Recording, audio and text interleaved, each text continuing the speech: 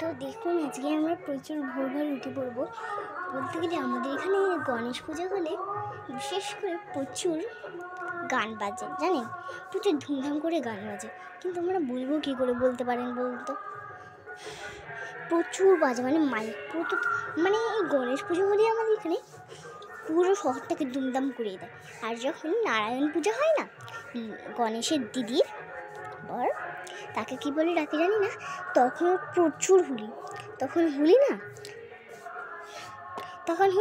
তাই জন্য তখন হুলিতে প্রচুর হতো, ধুমটা বাজতো নারায়ণ পূজাতে হুলিতে।